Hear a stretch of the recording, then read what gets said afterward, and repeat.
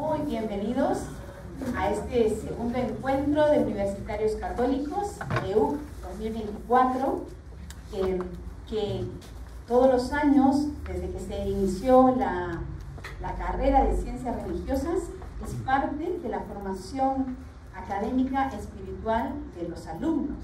O sea, esto es parte para ellos como su práctica profesional.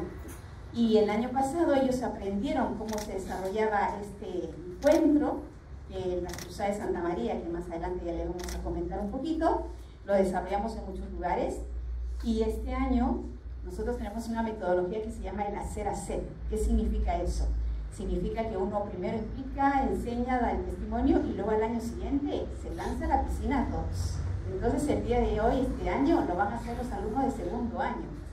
Entonces ahora voy a intervenir. Bueno, muchos no me conocen, yo soy Gladys Yanayaku, soy la directora de la carrera, y que es una misión tan linda que el Señor nos ha encomendado a las Cruzadas de Santa María, de formar muchos agentes pastorales de la arquidiócesis y también del Uruguay, porque la carrera, al ser semipresencial, llega a todo el Uruguay. Y hoy día queremos que también nos acompañen otros, que también tienen que ver con un apostolado que ustedes están aquí por la invitación de los alumnos, de los estudiantes, porque la vivencia de la fe también tiene que ser transmitida, compartida, esa iglesia en salida que el Papa Francisco nos invita a hacer. Así que muy contentos porque muchos han hecho ese apostolado. Y compartir ese tesoro escondido que alguna vez hemos encontrado y lo tenemos ahora también que compartir. Para iniciar nuestro encuentro, hemos pedido claramente al rector, al padre Ricardo Ramos, rector de la Facultad de Teología del Instituto Universitario Monseñor Mariano Soler, que nos acompañe y nos diga un saludo. Muy bien. Buenos días a todos. Era para probar nomás. Ahora sí. Felicitar por esta iniciativa a Gladys y a todas las personas que participan en la preparación de este encuentro. Segundo, recordamos el inicio de todos los inicios del año pasado. Gracias a Dios vamos caminando con alegría, con esfuerzo, con trabajo y con la ayuda de Dios, por supuesto. El año pasado nos planteábamos la pregunta de la fe y la razón. La fe que busca comprender, ¿no? De la razón a la fe es ahora. El año pasado, ¿es cierto? O sea que hoy está toda la gente razonable. Ya hicieron el curso, así que contamos con eso, de la fe a la razón. Pues sí, que primero, es muy difícil decirlo, ¿no? Pero sin duda que lo que estamos tratando de decir, un poco lo que le pasó a Moisés en la zarza ardiente. Un hombre que se acerca ante lo inaudito. Y es un inaudito que no se conoce bien. Incluso se teme, porque puede ir contra lo que consideramos nuestra humanidad. Aceptar a Dios es razonable. Aceptar a Dios condiciona mi libertad. Darle una oportunidad a Dios es darme una oportunidad a mí. Moisés, por lo pronto, es como un ícono de esa razón que de alguna manera llega a maravillarse y le da a Dios la derecha, básicamente. Si María le dice, hágase en mí según tu palabra, es un ícono de la fe por excelencia. Y el Dios de la zarza ardiente es el Dios que asume y no consume la humanidad, la ennoblece, tanto que incluso se hace carne en el vientre de María Santísima, ¿verdad?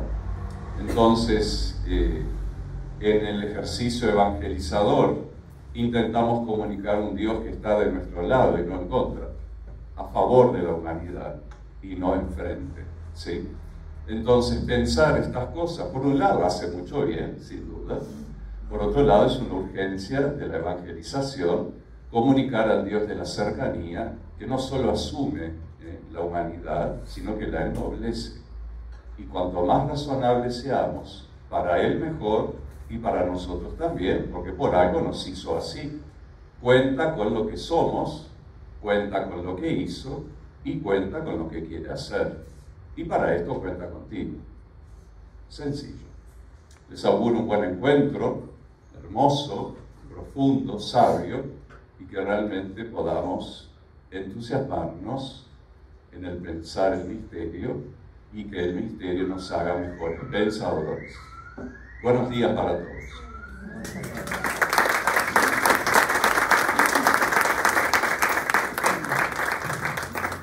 Muchas gracias, Padre Ricardo, por este saludo. Siempre es importante que también veamos que esta propuesta siempre es de iglesia, entonces también es lindo compartir. Como muchos de los que están acá no saben lo que es el encuentro, vamos a poner acá un pequeño video que más o menos nos da cuenta de lo que implica, y así la dinámica de todo el día de encuentro que tenemos hoy va a ser más fluida y también tiene todo un sentido.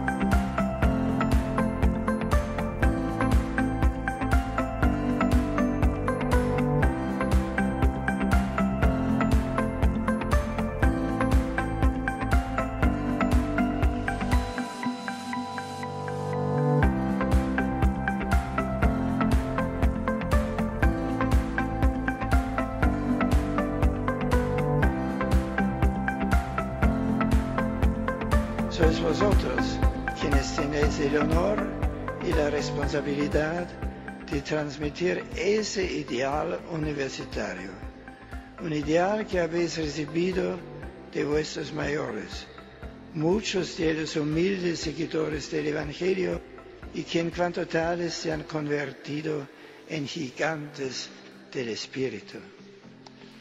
Debemos sentirnos sus continuadores en una historia bien distinta de la suya, pero en la que las cuestiones esenciales del ser humano siguen reclamando nuestra atención, impulsándonos hacia adelante. Con ellos nos sentimos unidos a esa cadena de hombres y mujeres que se han entregado a proponer y a acreditar la fe ante la inteligencia de los hombres. Y el modo de hacerlo no solo es enseñarlo, sino vivirlo, encarnarlo, como también el Logos se encarnó para poner su morada entre nosotros.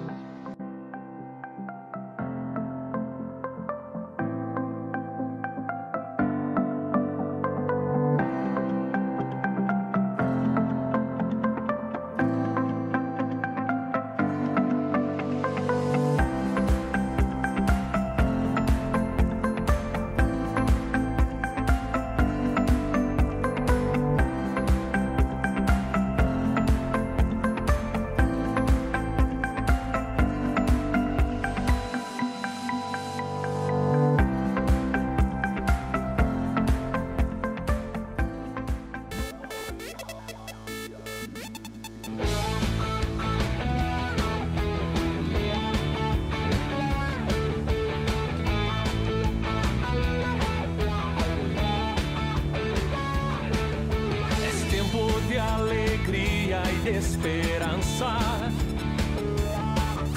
Es tiempo de amar y ser amado. Es tiempo de soñar. Es tiempo de compartir, de construir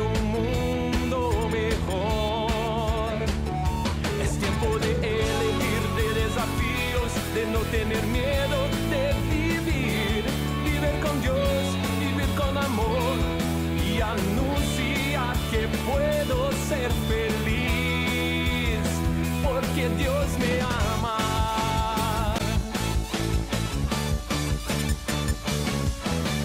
Yo creo en la juventud, en el brillo de su amor y en la fuerza de su misión. Yo creo en la juventud, en el brillo de su amor y en la fuerza de su misión.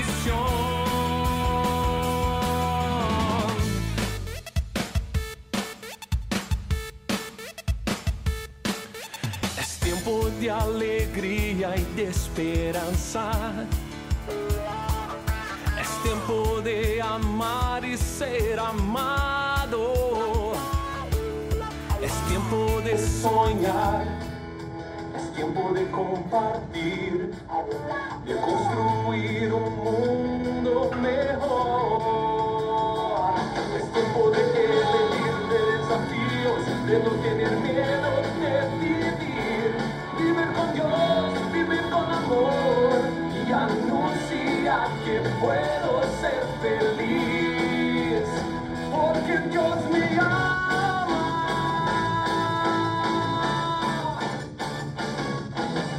Yo creo en la juventud, en el brillo de su amor y en la fuerza de su misión.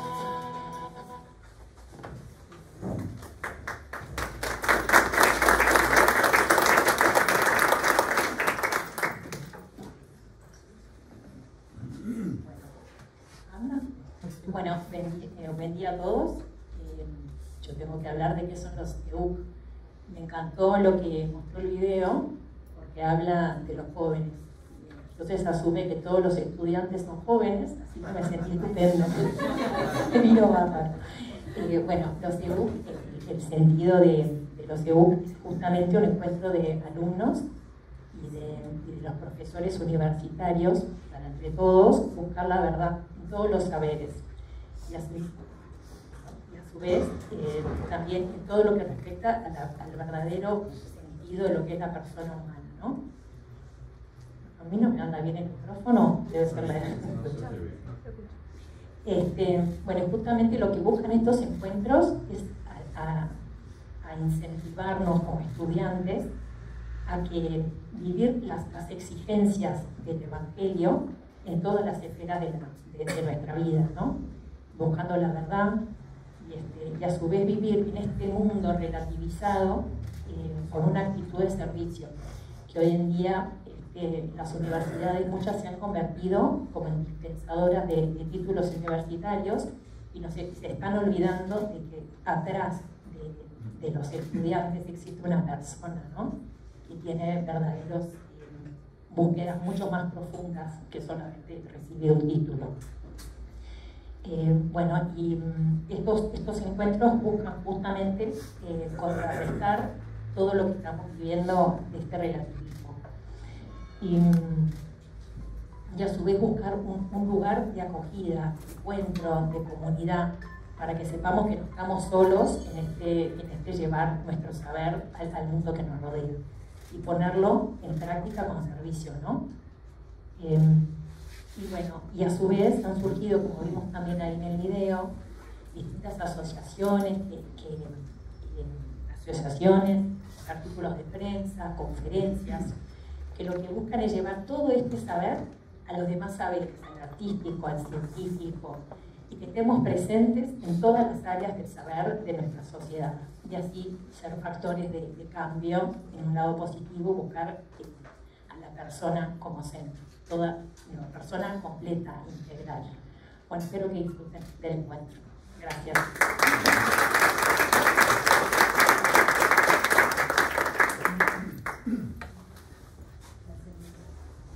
Gracias. Bueno, y llegó el momento de presentar a nuestros expertos que generosamente nos acompañan este día. Así que los voy a ir nombrando y van a ir pasando a tomar lugar. Voy a comenzar con el doctor Richard Arce, presbítero, doctor en Teología Dogmática por la Pontificia Universidad Gregoriana de Roma, Actualmente es docente de la Facultad de Teología del Uruguay, en la licenciatura en Teología y la licenciatura en Ciencias Religiosas, párroco de la parroquia San Alejandro y San Pedro Claver en Montevideo, miembro del Consejo de Presbíteros y del Consejo de Consultores, autor de varias publicaciones, entre las que se destacan Estudio del concepto de conversión, según aparece en la obra Método en Teología de Lonegrad, La recepción del Concilio Vaticano II, una visión de la situación actual y algunos criterios de discernimiento, La recepción del Concilio Vaticano II en la Arquidiócesis de Montevideo, de 1965-1985, Propuestas prácticas para la reforma de la Iglesia y lectura esencial del concilio. Así que, Padre Richard, por favor. Un aplauso.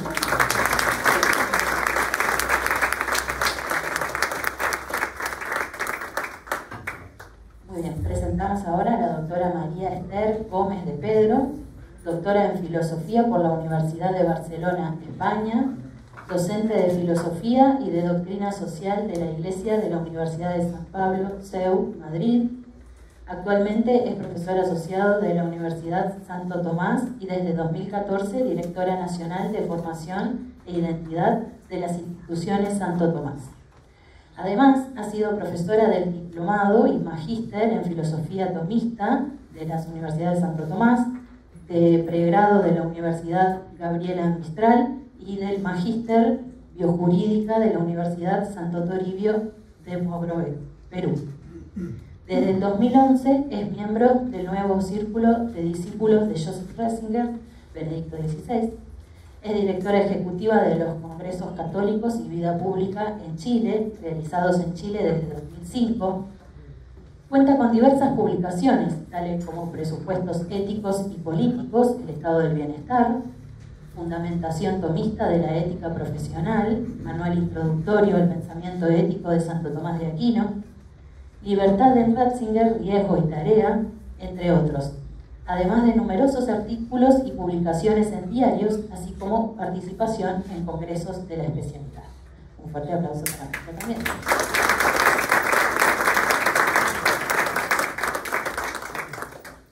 Y vamos a presentar a nuestro tercer exponente, el doctor Felipe Alfonso Pérez, candidato a doctor en Filosofía y Teología orientada al Derecho por la Pontificia Universidad Católica Argentina, doctor en Derecho por la Universidad Católica del Uruguay, actualmente trabajando como gerente de Recursos Humanos y Relaciones Laborales en compañías forestales, anteriormente gerente en Relaciones Laborales en Grupo Tata, abogado asesor en Cámara de Comercio y Servicios del Uruguay, abogado asociado en Estudios Sanguinetti y Pareja Asociados.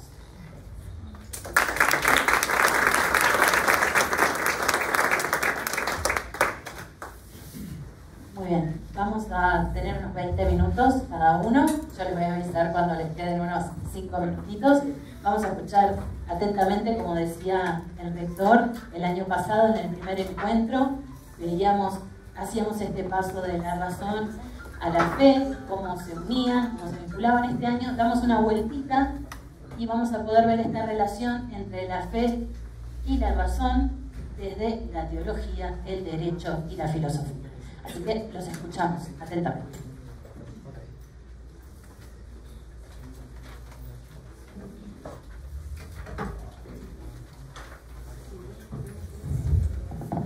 Muy buenos días. ¿Sí se me escucha bien?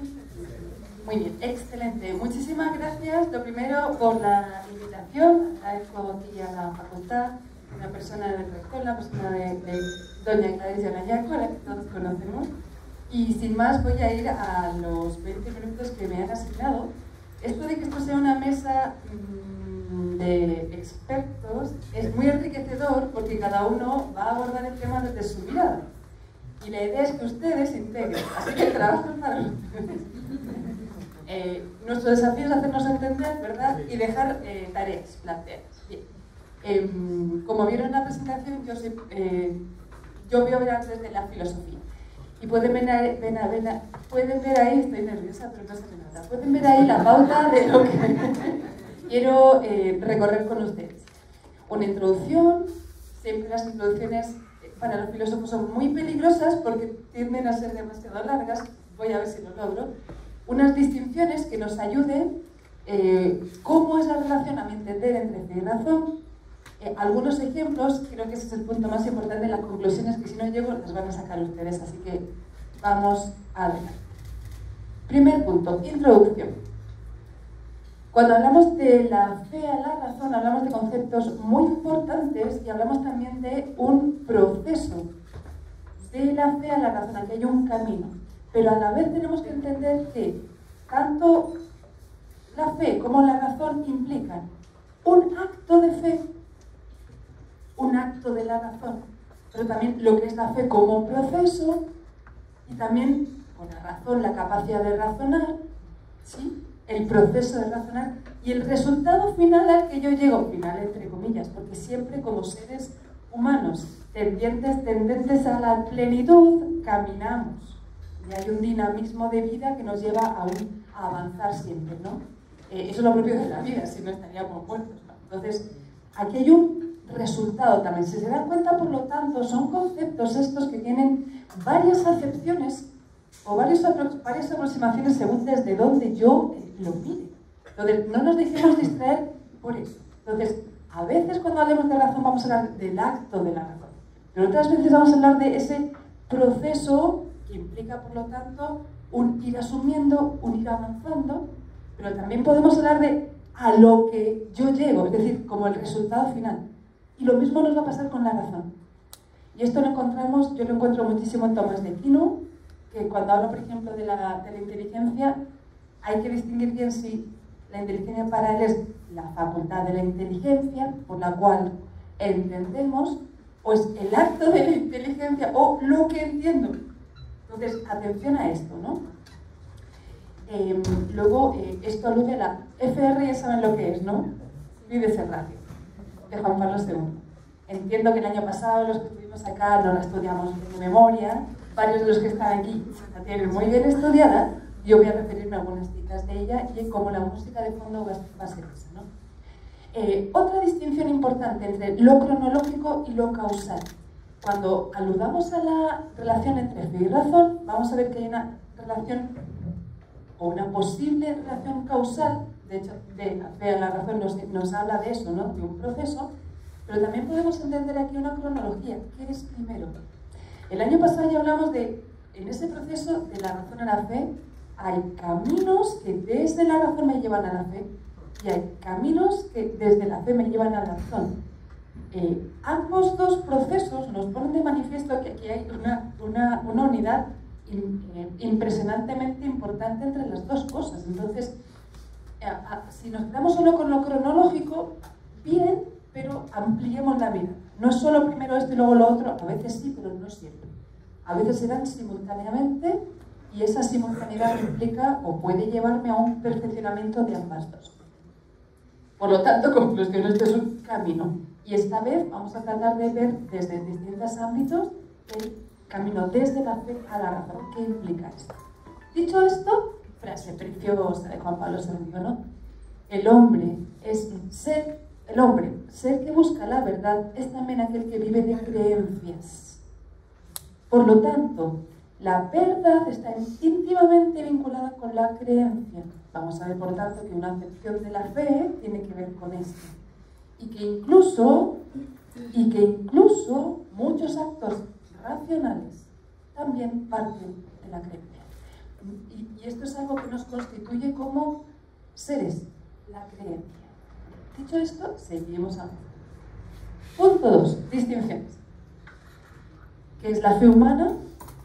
¿Qué es la razón? Un poquitito el vínculo. Y ahí, ¿qué es la verdad? Obviamente.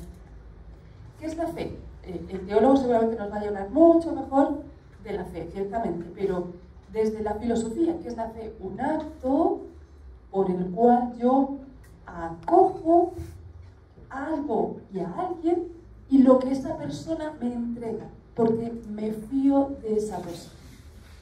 Lo crucial aquí es la credibilidad que procede de la confianza. Y porque confío en esta persona, lo que esa persona me dice, yo lo tomo por verdadero. ¿Por qué me va a engañar? Fíjense que aquí la base está el acto de fe es esa credibilidad en la confianza. Y esto es un acto humano y sobrenatural. Cuando hablamos de la fe, como que tendemos a pensar que la fe solo creo en Dios, ¿no? O sea, cuando a mí me llegó un mail de la facultad invitándome a esto, yo creí que era una invitación de verdad, y se imaginan que no hubiera sido de verdad. ¡Qué fraude! Hay un acto de fe en algo que no veo, porque quien me lo dice es digno de fe, de crédito. Creo, me confío, yo confío en nadie. Ustedes también. Entonces, constantemente asumimos como verdaderas, creemos como verdaderas, muchísimas cosas que no vemos. ¿Por qué? Porque la persona que nos lo transmite es digna de fe. Acto humano. Bien, pues si la persona que me transmite algo es la persona divina, ¿por qué no aplicar el mismo estilo? ¿Se dan cuenta que a veces nos llaman, dicen que la fe, o hay personas que juzgan la fe sobrenatural como algo irracional? Pero ¿por qué si constantemente estamos haciendo actos de fe humanamente hablando? Y esos actos de fe me llevan a asumir como verdadero lo que tal persona me dice. Antes de llegar al Uruguay, de conocer esta facultad, yo creía que existía, y cuando llegué la vi. ¡Ah, qué bien! No necesité ver para creer, primero creí y luego vi. Entonces, esto es muy importante porque nos justifica la fe como un camino de conocimiento. ¿Sí? Entonces, el salto de la fe natural a la sobrenatural es un salto fácil de entender, y uno ve que es racional también creer a Dios. Fíjense que, bueno, uno puede creer a Dios, creer en Dios, creer para Dios. Bueno, hay estas cosas tan bonitas que espero luego que el teólogo nos las hable. Ya le voy dejando tarea. La razón, ¿qué es la razón? La razón o entendimiento es esa capacidad que tenemos como seres espirituales de entender y de razonar. No es lo mismo, pero están íntimamente vinculados. Son dos operaciones de la inteligencia. Entendemos verdades, y ese entendimiento genera en nosotros un conocimiento. Y eso que entendemos podemos también razonarlo. Razonar es ir de una idea a otra para llegar a conclusiones. Por lo tanto, el razonamiento implica un proceso, hay un camino, mientras que el entender siempre es algo más intuitivo, más de choque, más puntual. Entiendo esto, es como cuando en los chistes y en los cómics dicen ¡Eureka! ¡Lo encontré! O la manzana de Newton, ¿no? ¡Y! La ley de la gravedad. Ahora entendí que Dios es Dios. Ay, imagínate, entender eso es como lo máximo. Por lo tanto, la razón está hecha para entender la verdad. La razón está vinculada a la verdad. No podemos entender o comprender la razón, la capacidad de nuestro entendimiento, sin captar aquello para lo que la razón está hecha. Por lo tanto, la verdad es el objeto del entendimiento. Y aquí esto nos lleva a la siguiente distinción: el conocimiento humano. Luego les paso a la siguiente diapositiva. Nuestra inteligencia está hecha para conocer, pero como somos seres, somos animales racionales, tenemos un cuerpo, nuestro conocimiento siempre viene mediado por nuestros sentidos. Y esto es muy importante. La fe viene de aquí, ¿no? Auditum. Y hay otras cosas que por los sentidos, por los otros sentidos, como punto de partida nos llevan a un conocimiento. ¿Qué es la verdad? La definición de Tomás de Aquino es la adecuación de la realidad y el entendimiento. Entendimiento, ya entendimos lo que era. La realidad es todo lo que existe en tanto que puede ser conocido. Y esto me habla de una prioridad del ser versus el conocer. Primero existe, porque existen las cosas, las puedo conocer. Y yo descubro la realidad. Es verdad que como científico, no sé, que hay gente de ciencias duras así, que van al laboratorio y tal y cual. Claro, ellos investigan desde la observación y elaboran hipótesis explicativas para explicar la realidad, pero esa realidad no se la han inventado. Nuestra inteligencia está hecha para conocer. Por lo tanto, aquí también hay un presupuesto muy importante, y es que todo lo que existe, existe porque es algo. Y eso que es puede ser entendido y conocido. Todo lo que es inteligible. ¿Se entiende? Muy bien. Dimensiones de la verdad, ser, pensar, vivir. Esto bien cortito solo porque si no, no llego con los 20 minutos. La verdad tiene una dimensión ontológica. Las cosas son lo que acabo de decir, ¿no? Y son porque nosotros sabemos por qué son las cosas, ¿no? No todos los filósofos saben la explicación última de por qué son las cosas, pero captan que las cosas son algo, ¿cierto? Sabemos que son porque Dios les ha dado el ser, las ha pensado de una determinada forma. Eso que son las cosas, mi cabecita, mi entendimiento las puede conocer. Cuando las conoce, ahí hablamos de la dimensión lógica de la verdad, es decir, alusiva al logos, al entendimiento. Y ella ahí aplica esta definición, la verdad como adecuación de mi mente, de mi inteligencia y de la realidad. Y dice progreso porque siempre uno puede conocer mejor las cosas. Atención, ¿también nos podemos equivocar? Claro que sí. Sí, perdón, ¿tapo aquí? Ya, es que debajito dice, sale la definición en el latín. Esto para los que quieran decirlo en latín. Pero nos serviría de poco conocer lo que son las cosas si no las aplicamos a la vida cotidiana. Si yo sé que el veneno no es bueno para la salud y me tomo veneno así nomás, pues me muero, ¿cierto?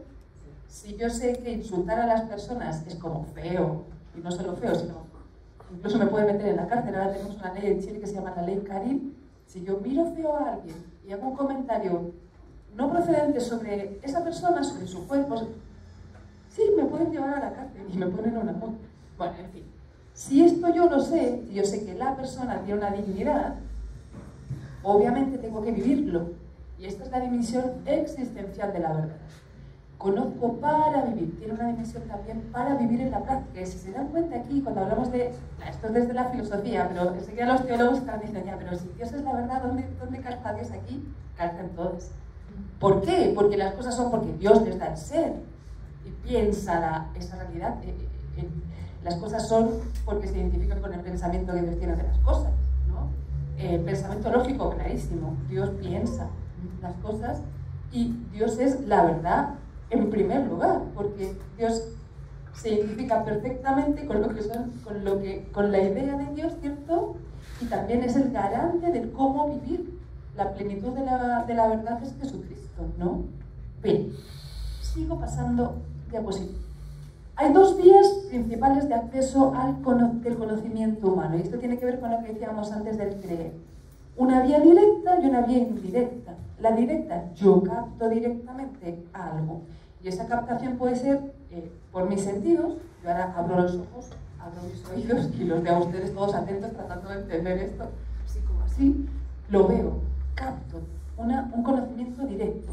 O por mi inteligencia, cuando pienso profundamente y soy consciente de que yo existo, es una captación directa. Pero hay muchas cosas que yo conozco indirectamente, dando un rodeo, o por un razonamiento, ¿cierto? O por la autoridad. ¿Y qué hago cuando escucho una autoridad? Hago un acto de fe. Ustedes cuando escuchan a sus profesores hacen actos de fe todo el rato. Todo el rato. Y más si el profe es simpático, ¿no? Porque se facilita el acto de fe, claro. Y entonces, y este acto de fe puede ser natural o sobrenatural. Entonces, la fe es una vía de acceso al conocimiento.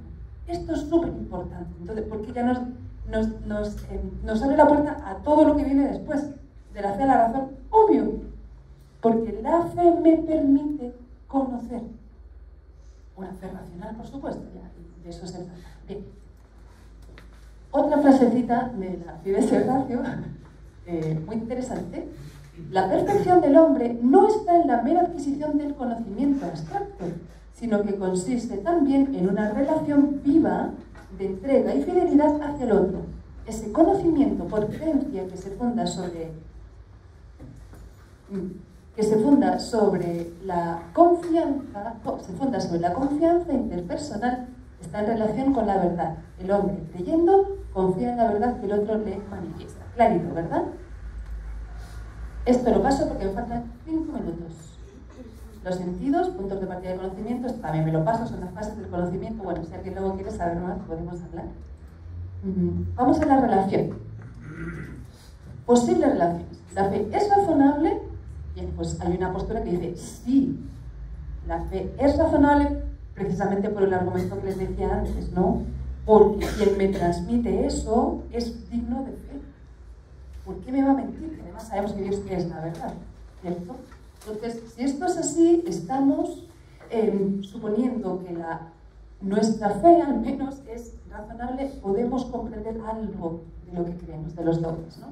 Esto implica una armonía entre fe y razón. Aquí tenemos grandes pensadores que postularon esta armonía. Hay pensadores que postularon lo contrario, que es la postura de abajo. ¿Es razonable? No. La fe es algo irracional. Si es irracional, ¿por qué creo? O es un mero sentimiento. Atención, hay varias posturas protestantes que reducen a fe un sentimiento. Entonces, claro, ¿qué pasa cuando no siento? Tenemos un problema. Claro. Entonces, tenemos ahí un problema, ¿no? Y hay también distintas posturas. Buena parte de la mirada protestante va un poquito por ahí, ¿no? Porque como para Lutero el pecado original nos dejó totalmente atrofiados y solo nos salvamos por gracia, entonces, aunque hagas lo que hagas, no importa. Bueno. Pero aquí estamos postulando el influjo recíproco entre ambas, ¿no? Por lo tanto, el influjo recíproco quiere decir que la fe es razonable y también la razón me abre puertas a la fe, ¿no? Y algo más, esa fe, pues ser razonable, tiene una función correctora y perfeccionadora de la razón. Y esto es muy importante. ¿Correctora por qué? Porque si asumimos que Dios es la verdad, sabe más que nosotros, o lo sabe todo, Él es la sabiduría, ¿no? Que también es un concepto muy filosófico. Entonces, Él sabe más y yo, que tengo una razón limitada, me puedo equivocar, entonces como que me sale obvio entender que la fe puede ayudar a corregir ciertos errores o patologías de la razón. Y esto es algo muy propio del pensamiento de Joseph Ratzinger. La fe como correctora o la religión. Él habla mucho del rol en la sociedad de las religiones y habla de esto. Esa religión que corrige las desviaciones de un racionalismo desbordado o de un emotivismo desbordado o de un fideísmo, ¿ya? Porque también la razón puede corregir a una fe no correctamente vivida. Y aquí me saltó la frase, pero habla un poquitito de esto, ¿no? Para el hombre del Antiguo Testamento, esa fe lo que implicaba era una ampliación de la razón, un perfeccionamiento de la razón. No nos mutila, lo dijo el padre, ¿no? Al inicio. La fe asume la naturaleza y la perfección, ¿no?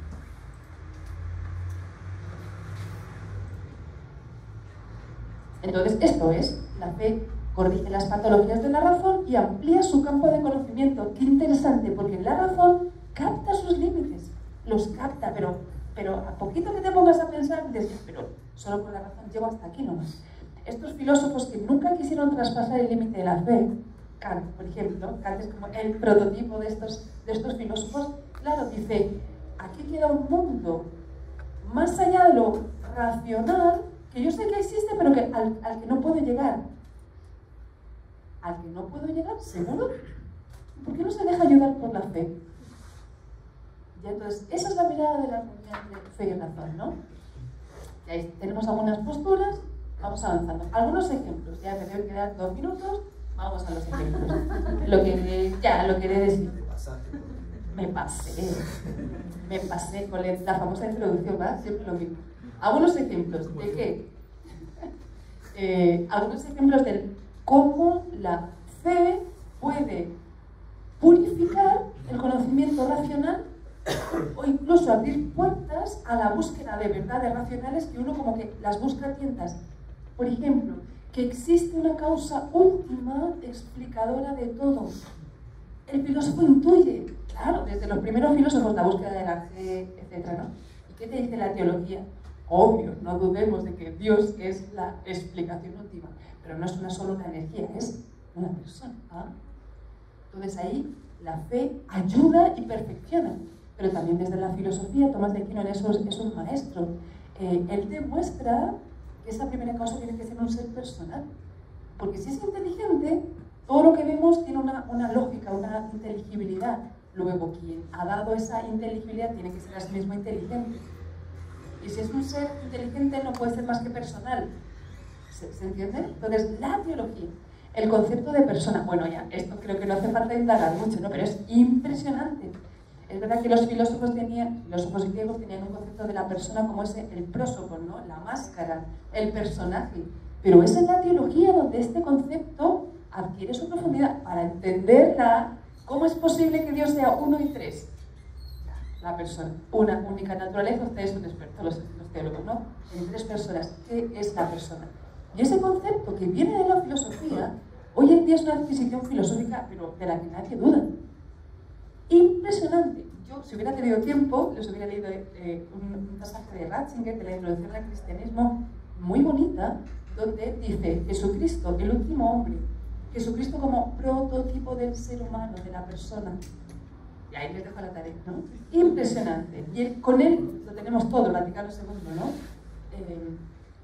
A Edith Stein también, hubiera querido referirme a ella, tiene unos escritos muy profundos donde ella comenta los dogmas, por lo tanto, teológico, y eso le permite una comprensión racional de la realidad humana, de la libertad, de la finalidad, de la dignidad, de esto de la naturaleza caída. Pecado original, punto 3. Wow, ¿quién habla hoy del pecado original? Los pesimistas de turno. Perdón, pero es parte de nuestra fe. Ya. ¿Y saben lo que dicen los grandes pensadores, los psicólogos modernos? Que el sentimiento de culpa del ser humano no puede ser un invento del cristianismo. Hay una base. ¿En qué? En esa experiencia de la lucha interna entre lo inhumano y lo humano. Ratzinger también, ahí tiene un tema muy bonito, ¿no? Él habla de los psicólogos y todo. Claro, el psicólogo descubre las ciencias actuales, ¿no? Y la teología nos permite entender y profundizar. Pero no te deja solo ahí, sino que dices, hay una solución. No se quede usted ahí perdido en la nada y en el asco, como los existencialistas, ¿no? Camus y compañía. Entonces, Ratzinger también tiene algo muy bonito. El ser humano es a la vez Caín y Abel. Eso es bíblico. ¿Y qué te está diciendo? Que hay en nosotros siempre una lucha. No somos ni buenos por naturaleza, como decía Rousseau, ni malos, así como el hombre es un lobo para el hombre, como decía Hobbes. La fe profundiza en esa comprensión racional. ¿Somos seres sociales por naturaleza? Bueno, esto es como más evidente, ¿verdad? La vocación humana profunda al amor. Esto también la fe nos entrega una luz espectacular, porque claro, como que todos tendemos a, pero lo que tú ves a tu alrededor es como, pero, hello, ¿qué pasa? ¿Qué pasa después de las guerras mundiales? No. La fe nos refrenda esto. Seguimos teniendo esta vocación. ¿Por qué? Porque estábamos hechos a imagen y semejanza de Dios. Entonces, de nuevo, una verdad natural que la fe te ayuda a perfeccionarla y a sacarle brillo, ¿verdad? Ya estoy llegando al final. ¿Ya terminó? Ya, bueno, pues miren, ahí quedan los otros ejemplos. Sentido de la existencia ante el sufrimiento. Imagínense ya. Título de la canción. Impulso a la ciencia, conocer la obra de Dios. Qué bonito para los científicos. También aquí hay algo muy bonito que la fe perfecciona. La dignidad humana, bueno, lo mismo. La libertad enmarcada. La libertad no es un absoluto. La reflexión cristiana nos permite entender con mucha profundidad la búsqueda filosófica de qué es esto de la libertad, ¿no? No es un absoluto, sino que es un absoluto relativo, ¿no? La posibilidad de acceder a la verdad. La fe, la Iglesia nos dice, señoras y señores, es posible conocer la verdad. Bueno, la ecología integral también es un tema como más reciente, ¿no? Conclusiones, yo creo que ustedes las pueden sacar solitos, ¿no?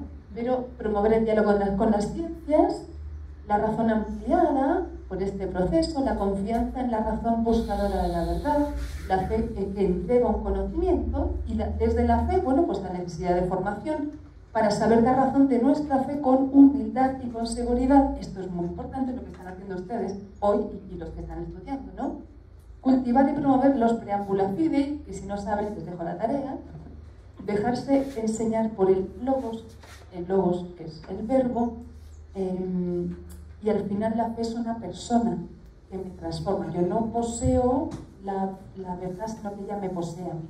Así que eso. Gracias y perdón por que me pase.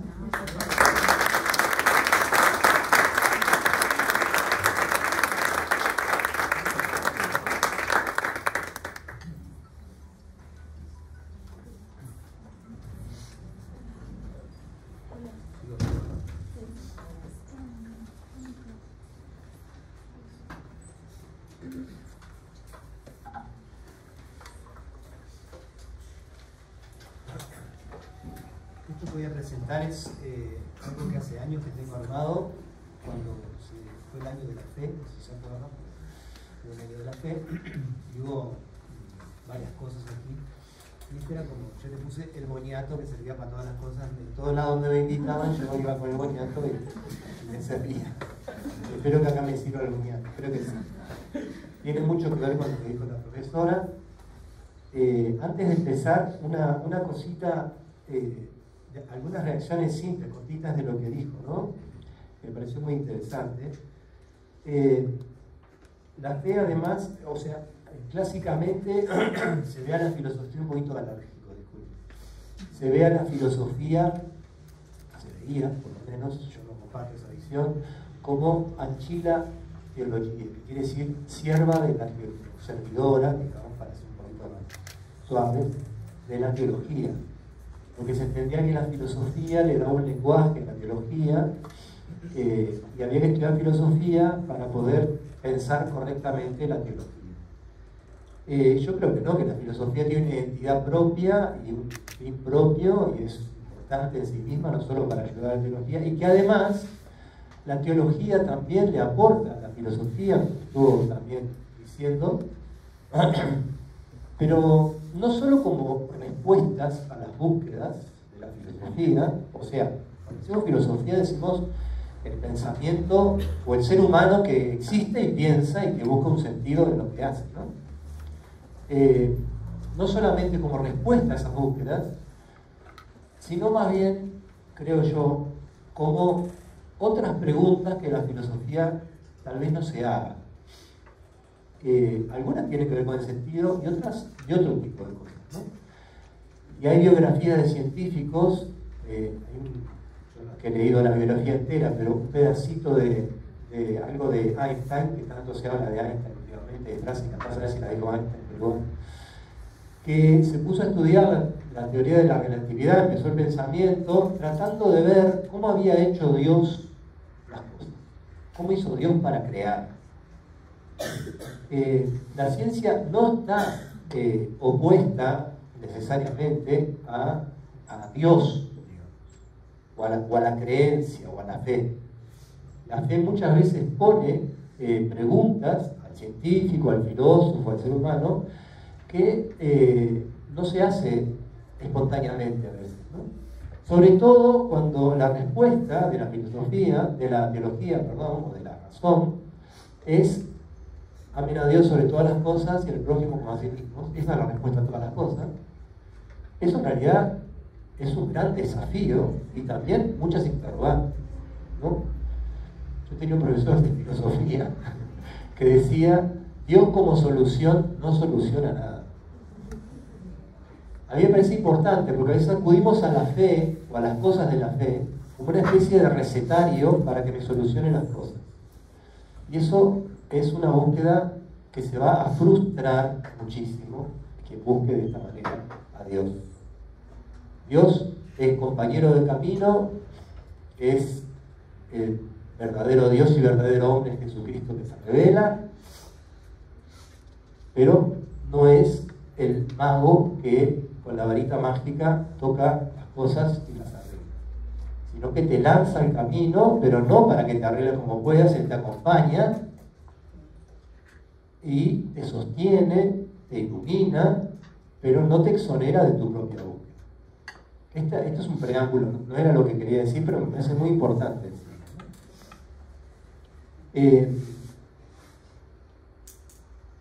Y la otra cosa, que tampoco la voy a decir aquí, por eso escribo ahora, es que la Gaudium et Spes es un documento del Concilio Vaticano II, en el número 44, dice una cosa que yo personalmente, por lo menos, no he encontrado nunca más en una expresión magisterial. Dice que la Iglesia aprende de la búsqueda humana. Aprende. Esta Iglesia que aprende es una postura, digamos, de humildad, pero no de sumisión, de ninguna manera, pero de humildad, porque ante los desafíos que trae, no sé, la ciencia, la sociología, la filosofía, la que sea, o no sé, la física cuántica, no importa, la iglesia, o la fe, o la fe, o como quieran llamarle, también se hacen nuevas preguntas que no tenían. Ni hablar en cuestiones éticas o cuestiones más complejas que vivimos todos, que todos lo sabemos, ¿no? Pero también a nivel científico, a nivel filosófico, la iglesia dice lo que hoy Tespes y pone en el número 44 algunas cosas para aclarar. Dicho esto, vamos a ver. Una última cosa, por eso para darle una pata al doctor acá, si no, pobre hombre que es abogado.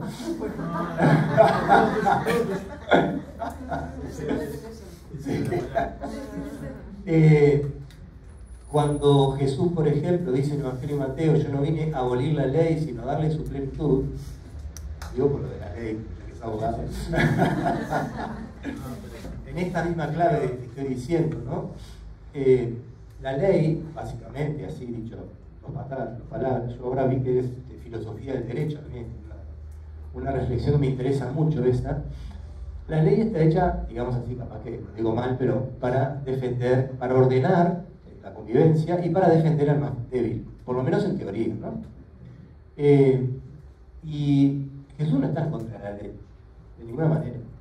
Pero Jesús nos plantea que hay un límite de la ley y que la plenitud de la ley, que no quiere decir dejamos la ley de lado y empezamos a hacer otra cosa, es el amor.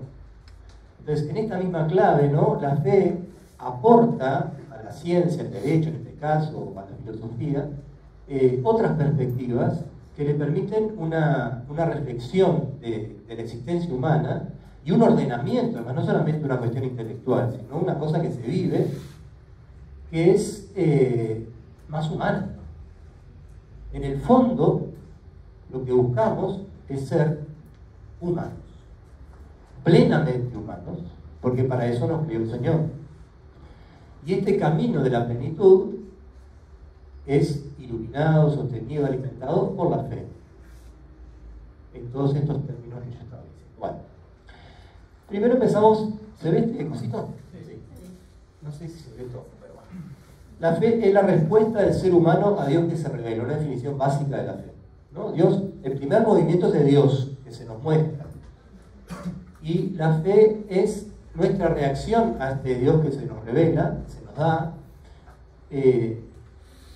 Es como dice Santo Tomás, el obsequio de la razón, ¿no? O sea, la razón acepta esta revelación y en base a esta revelación, entonces hay primero una relación, fundamentalmente, ¿no? Dios que se nos da y que nos pide que nosotros respondamos a esto, ¿no?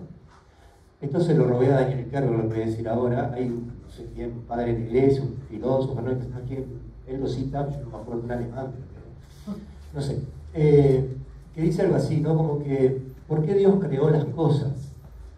No lo creó, como se dice a veces, de la nada, sino que las crea desde el amor. Dios crea desde el amor. Dios es amor. Y Él crea para amar, para poder amar, tener un otro a quien amar.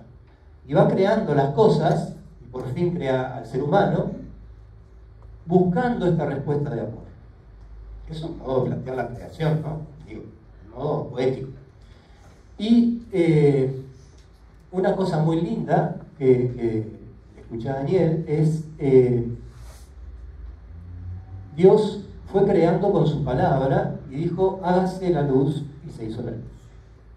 Y esperaba esta respuesta de la creación, hasta que por fin llegó la Virgen María y dijo, hágase en mí según tu palabra, ¿no? Esta respuesta es por fin el diálogo de amor, la respuesta de amor que Dios estaba esperando. La creación no es un momento en el que Dios creó todo, le dio manica y se sentó a mirar, tomándose un whisky a ver cómo andaba la cosa, sino estamos todavía en el proceso de creación, y la plenitud de la creación es Jesucristo, la encarnación del Verbo, ¿no? Necesita alguien que le diga, por eso San Pablo dice Jesús es el amén del Padre, ¿no? Es el amén de Dios, el que dice hágase con toda su vida, ¿no? esta respuesta del ser humano. Entonces, vamos a hablar mejor que de la fe, del verbo asociado, que es creer. ¿Por qué esto? Porque muchas veces se confunde fe con religión. No es lo mismo, porque la fe es este acto humano, como estábamos diciendo. La religión es el modo en que se expresa este acto en un lugar, en un momento, culturalmente. Nuestra expresión de la fe no es lo mismo aquí en Uruguay en el siglo XXI que en el siglo XIX en Sri Lanka. Es diferente. El modo que tenía José Gervasio Artigas de celebrar la fe, seguramente, no tengo ni idea, pero estoy seguro que a muchos de nosotros nos escandalizarían algunas cosas, ¿no? Porque la cultura, el contexto es diferente.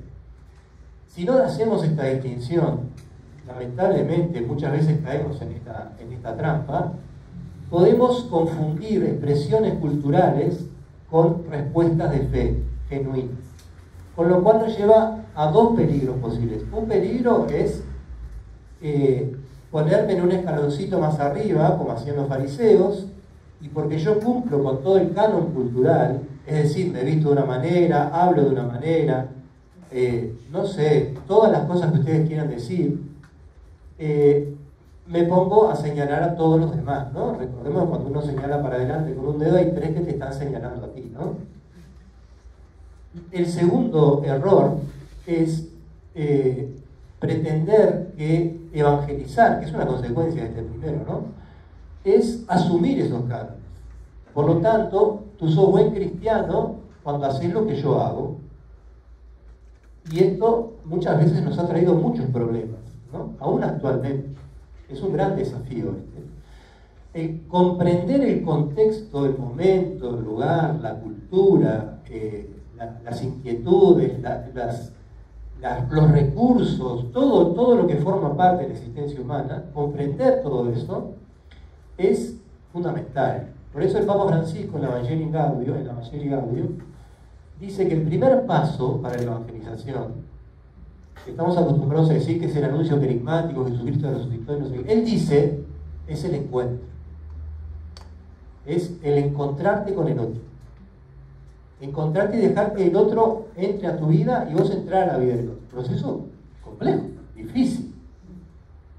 Y es el paso, más que el primero, el cero, el paso cero, para poder desde ahí anunciar, ¿sí?, a Jesucristo. Entonces, no es lo mismo fe que religión, y por eso vamos a hablar de creer. ¿Qué es creer? Para centrarnos en la persona que responde a Dios, que cree. ¿Por qué hablamos de creer? Bueno, ya no dije esto. Yo pensaba hacer un cuchicheo, pero no me va a dar tiempo, no me acordaba de los 20 minutos, así que sigo adelante. Hay tres niveles en el creer. Estoy en la segunda, así que lo lamento. Tres niveles en el creer. Uno, el nivel que dice, por ejemplo, yo creo que mañana lloverá. Es casi lo mismo que la ignorancia, es decir, es lo mismo decir yo creo que mañana lloverá, a decir no sé si mañana lloverá. Es lo mismo. El segundo nivel es el de la opinión, decir yo creo que fulano está equivocado. Bueno, capaz que conozco al fulano, alguien me dice otra cosa y mi opinión cambia. Y hay un tercer nivel, que es el que queremos mencionar cuando hablamos de fe, es cuando decimos yo creo en ti.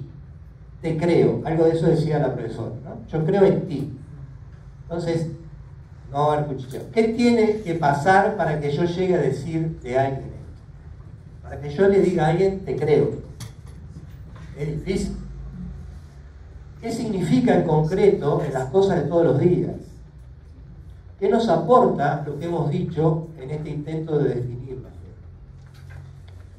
fe? Solo en la medida que, o sea, lo primero que tiene que haber es un encuentro, como decíamos, ¿no? Tiene que haber experiencia, tiene que haber intercambio, tiene que haber confianza, ya hablaba mucho de la confianza. Hay en la definición de la fe una distinción clásica de la teología fundamental que hablo un poquito raro y después explico, de la fides qua y la fides que. La fides qua es aquella que tiene más que ver con la relación, que nos decía ella, ¿no? que le creo a la persona, creo que es veraz, y la fidesque tiene que ver con lo que me dice la persona. Entonces, le creo a lo que me dice, no le creo solamente a la persona, sino a lo que me dice. En el protestantismo se quedan solo con la fidesque, entonces le creo a Dios en esta relación de confianza, identifican la fe con la confianza, lo cual no es incorrecto, pero es insuficiente, porque la fe también, la fe cristiana en Jesucristo, también tiene este otro elemento de creerle que lo que Él me dice es cierto, es creíble justamente, ¿no? Entonces, en la medida, volviendo a lo antropológico, ¿no? En la medida en que yo logro decir yo creo en ti, puedo realmente conocer a quien se lo diga. Esto para los que dicen que la fe está en contra de la razón. La fe en realidad es lo único que creerle al otro, creer en el otro, es lo único que me permite realmente conocer al otro. Ninguna otra cosa, ni análisis psiquiátrico, psicológico, ni tomarle el peso, ni hacerle todos los análisis que vos quieras, te van a permitir conocer al otro. Solamente cuando te abrís al otro y aceptás lo que el otro te revela, realmente conoces al otro. Por lo tanto, la fe es imprescindible para conocer. Es lo único que posibilita un conocimiento más cabal del otro, no impide conocer, sino que en algunos casos es lo único que permite realmente conocer. Pero un tema aquí, decir yo creo en ti o te creo absolutamente a alguien, a un ser humano, es imposible. Los adolescentes hacen eso. Los adolescentes dicen, este es mi mejor amigo.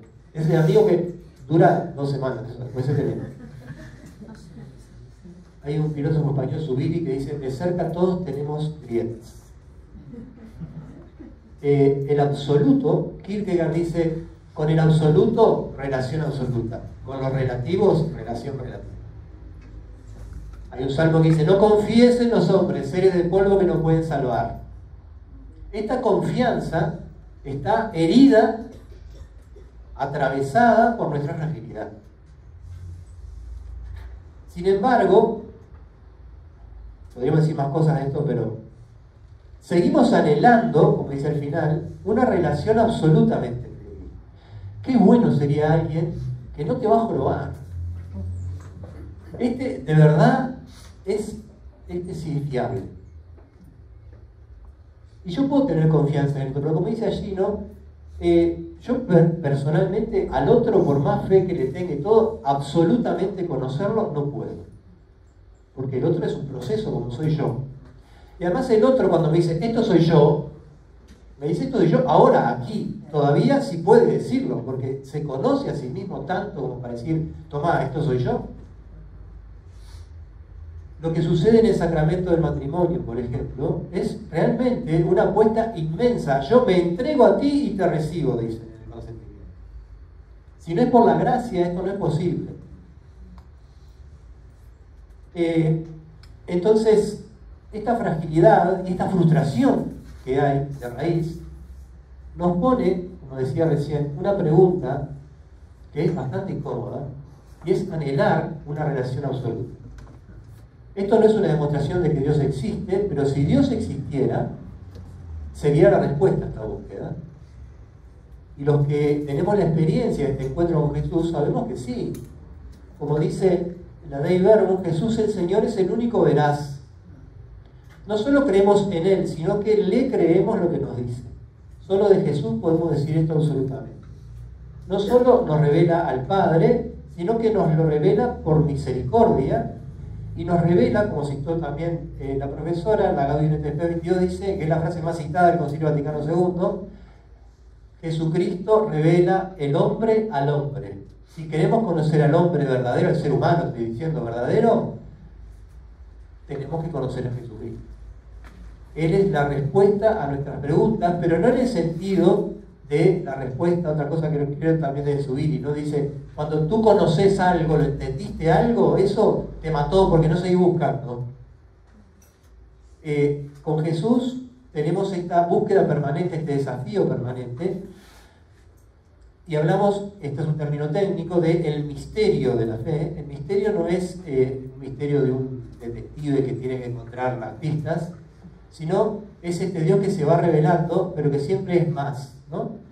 Yo en clase pongo siempre este ejemplo, para mí es muy gráfico. Es una fuente de agua que brota de la tierra, yo bebo y siempre saldrá y nunca agotaré esta fuente, ¿no? Pero bebo.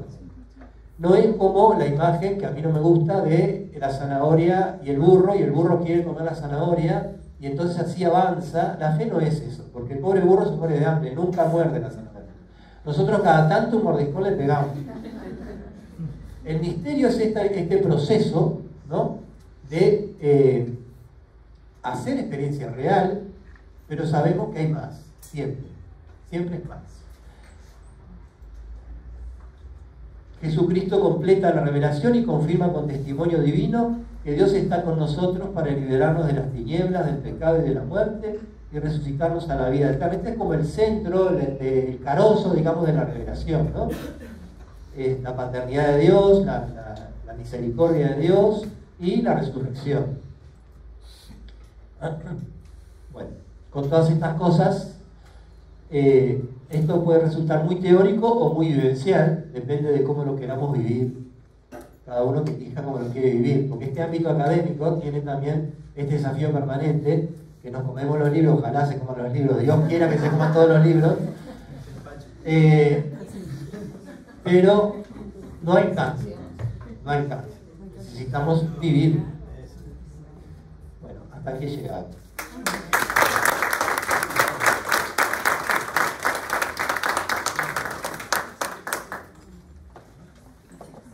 Hola, ¿me escuchan?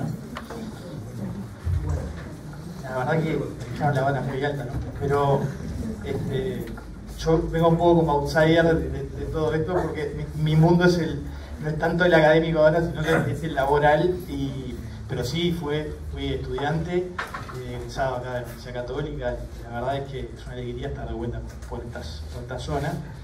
Y bueno, mi enfoque un poco era...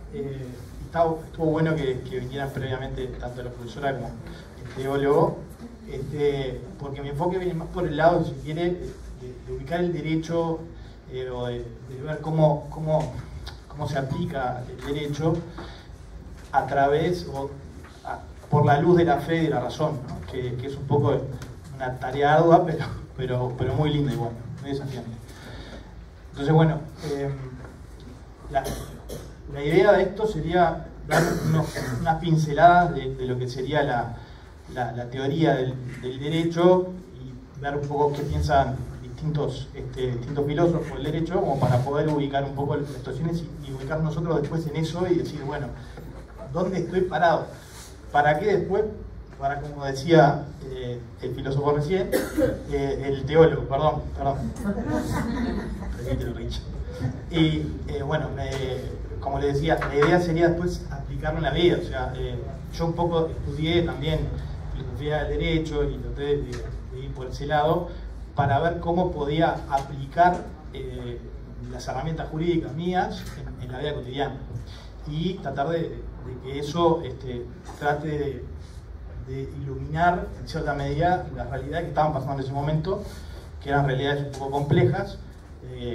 Después les voy a contar un caso particular, pero bueno, la idea era tratar de enfocarse en un poco la perspectiva de cómo la fe ilumina el derecho para poder después transformar la realidad. Y nosotros que somos creyentes de la luz del Evangelio y de Cristo. Entonces, dentro de lo que son las teorías del derecho, hay como dos corrientes de pensadores que son las más importantes. Una sería la ius positivista, que es la corriente del derecho que aplica directamente el positivismo como la ley per se, como una ley que, estando sancionada por, en este caso, organismos gubernamentales, ya de por sí tiene carácter de ley y esa ley se aplica y sea refutable. Entonces, todo lo que sea promulgado por el Poder Legislativo, en ese caso ya es válido, no tiene ningún tipo de contrariedad.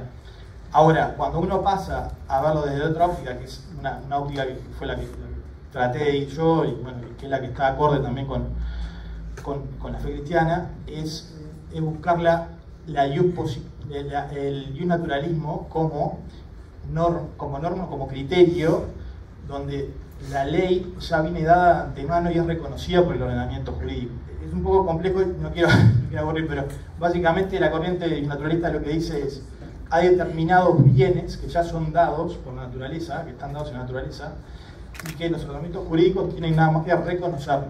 Esto quiere decir que el derecho a la vida no es un derecho que esté inventado por el hombre, ni que se le atribuya un derecho porque hay vida, sino que esa vida ya está dada de antemano porque es un derecho que es inherente a la naturaleza humana, es inherente a la persona humana. Y como eso, tantos otros. Entonces, todos los bienes, esos, son los que hay que tutelar, y la norma jurídica es la que los tiene que tutelar.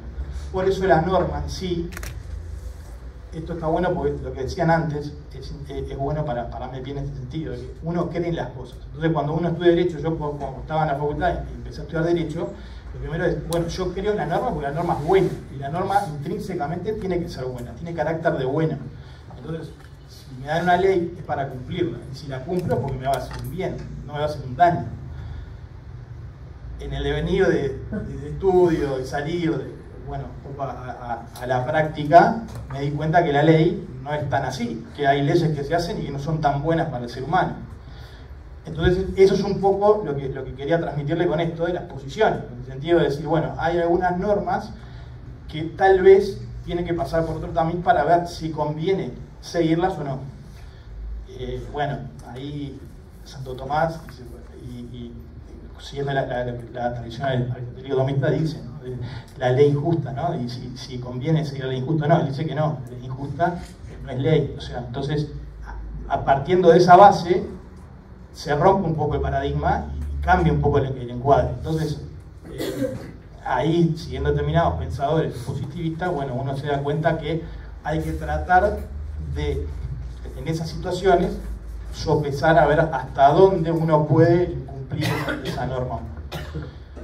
Ahí, entrando más en un caso particular que quería comentar, acá se dio la discusión del proyecto de ley de aborto, estamos hablando del año 2012, y en ese momento fue que yo también estaba cursando este doctorado, y ahí dije, ¿cómo se aplica esto? Y tratamos de ir al Parlamento, a hablar con la gente, los legisladores, para incidir un poco en todo lo que era la consideración, ¿cómo te puedo decir?, desfavorable que tendría la persecución de esa ley. Hicimos todo lo que se pudo, y lamentablemente, con plebiscitos mediantes y demás, no lo logramos sacar adelante, y terminó siendo una ley. Pero dentro de todo lo malo, que nefasto que fue eso, tratamos de buscar alguna alternativa, que fue la objeción de conciencia, que en ese caso fue como una válvula de escape, si se quiere, para los médicos que tienen que practicar esas situaciones, y en ese momento tratar de que se amparen en un artículo que les permitía decir, yo esto no lo hago. Un poco también en consideración del juramento hipocrático que tienen los doctores, que dicen que no se van a prestar ni a dar veneno a los pacientes, ni a generar abortos. Claramente lo dice. Entonces, ahí, tratamos de ir por ese camino, se logró poner un artículo, y ahí fue que más o menos pudimos incidir de esa manera. Pero lo cierto es que esto sigue conviviendo. Entonces, un poco el mensaje que yo quería dar con esto, más allá de, después yo le doy un detalle de toda la parte más teórica, pero me parece que estaba buena la parte más práctica, en el sentido de que se necesita gente en los ámbitos universitarios que se pueda formar bien para poder un poco dar batalla en estas cosas que el relativismo viene llevando desde hace mucho tiempo. Entonces, ahora, hace meses estaba en discusión el proyecto de la eutanasia. Todavía no salió, falta legislatura, porque viene por ahora. Entonces, un poco la formación es muy importante para poder tener buenos argumentos a la hora de defender estos derechos, ¿no? Que son derechos obvios, o sea, que no, o sea, si uno solamente lo racionaliza, y dice, bueno, ¿de dónde surge que una persona tenga derecho a la vida? Y fue porque alguien, bueno, pensó en algún momento crearla y tenerla, y a su vez después de esa vida, de ese derecho, nacen otros derechos que también hay que ponderar, porque dentro de la teoría naturalista uno tiene derechos que son, si se quiere, más importantes, y otros que devienen de esos, que hay que ponderar en el sentido de, bueno, el aborto, por ejemplo, tiene el derecho a la vida por un lado, pero el derecho de la mujer, de la libertad de la mujer de disponer de su propio cuerpo, por decir un ejemplo. ¿Qué se pondera ahí? ¿Qué bien jurídico es el que está superior al otro? Bueno, en ese caso concreto, obviamente, hay una vida que está en un seno materno que tiene que ser cuidada por encima de una libertad que puede tener la mujer. Y con esas situaciones, o con esas ponderaciones, uno toma decisiones correctas.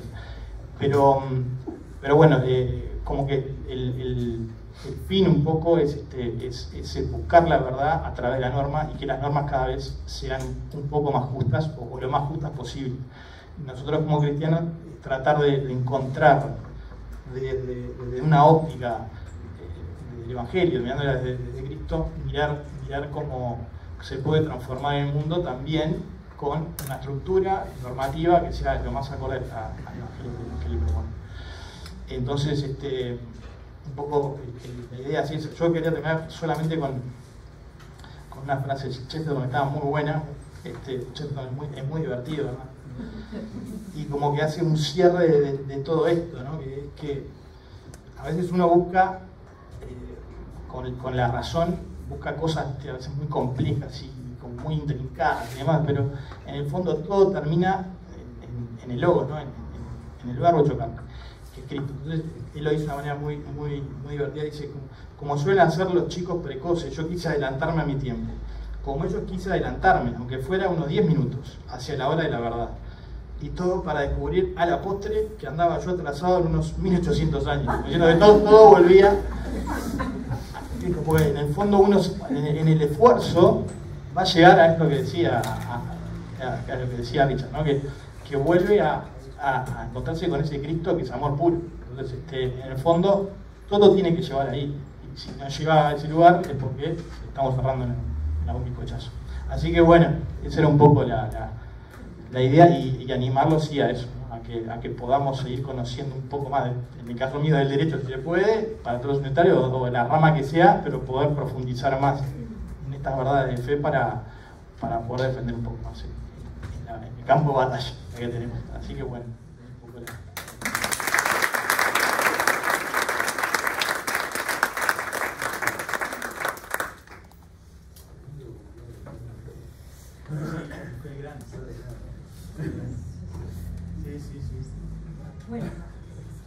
Bueno, muy bien. Muchísimas gracias a los tres. Creo que ya Esther, cuando arrancó, nos dijo, bueno, después van a tener ustedes el desafío de integrar todo esto que ellos dijeron, a ver cómo asociamos todo esto con este camino de fe y razón. Así que bueno, muchísimas gracias. Y esto lo vamos a poder hacer en grupos, que los vamos a invitar ahora. Hay uno acá en esta sala, hay grupos en la parte superior, subiendo por la escalerita.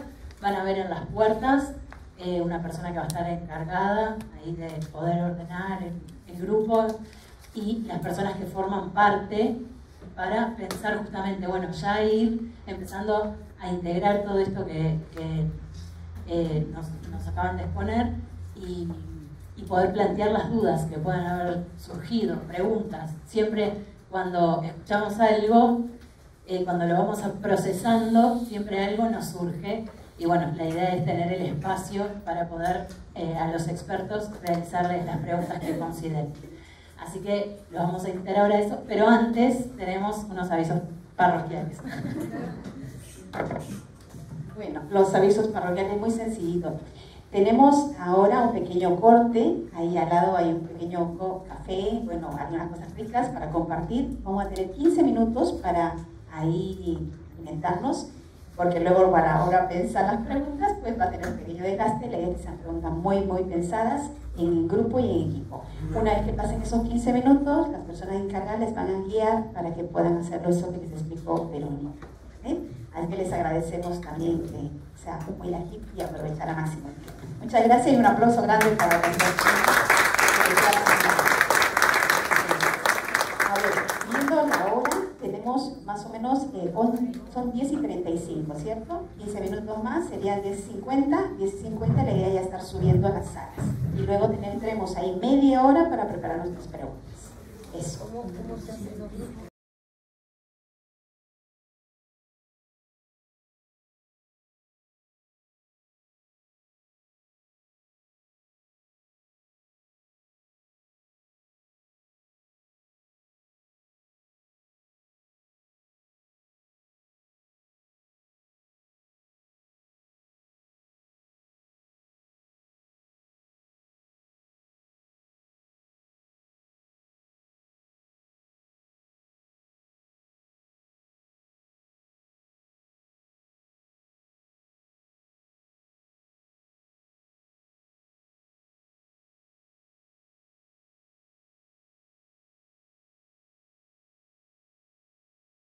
Bueno, llegó el momento entonces de que los expertos puedan dar respuesta, o bueno, lo vamos a intentar dar, a toda esa gran cantidad de preguntas que surgieron después de sus exposiciones. Así que bueno, les dimos todas las preguntas a ellos, van a elegir por el tiempo, obviamente no se van a poder responder todas, pero vamos a ir escuchando de a uno y después, si nos da tiempo, damos una segunda vuelta para responder alguna más. Así que, adelante. ¿Pido yo? ¿Sí?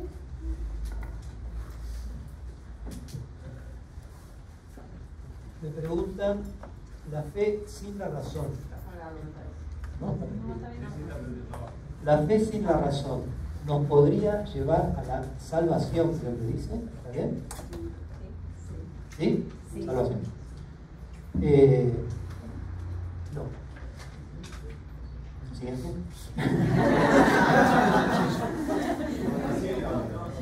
La fe sin la razón es fideísmo y es una grave amenaza a la humanidad. De ahí surgen violencias como el terrorismo o las cruzadas. Porque la fe necesita ser humana y el hombre, el ser humano, es alguien que razona. Renunciar a la razón es renunciar a la humanidad. Y bueno, eso nos lleva a la salvación porque Jesús se hizo verdadero hombre y verdadero Dios. Todo lo humano le compete a la Iglesia. A mí me preguntaron lo mismo, así que yo creo que voy a responder lo mismo. Claro, a ver, pasa que somos una unidad. Cada persona somos una unidad de muchas dimensiones, pero tenemos que vivirlas de forma integrada. Y la fe es algo que se vive integradamente, no es algo solo de acá o solo del corazón. Entonces, una fe que excluya la razonabilidad o el uso racional de lo que implica esa fe te hace cortocircuito interior y exterior. O sea, los ejemplos que vamos a dar son bastante evidentes, ¿no? De hecho, una de las mías era los errores o las patologías de las patologías. Había varias patologías. ¿Cuáles son las patologías de la fe? Pues el padre ya ha hablado del fideísmo. En el fondo es creer que la fe es irracional. Pero imagínate qué cortocircuito. Si yo creo en algo que es irracional, ¿y yo qué soy? ¿Yo soy racional o qué soy? Entonces, dar mi vida por algo irracional me hace un cortocircuito. ¿Ya? Si a la larga no encuentro la razonabilidad de lo que creo, que es distinto de entregarse al misterio, es que el padre lo explicó antes muy bien, ¿no? Entonces, hacer esa distinción es muy importante. Y también saber que no todo el dogma lo voy a agotar. ¿Ya? El creer que la fe es razonable no implica que yo voy a entender todo, absolutamente todo de la revelación de Dios. Dios es Dios.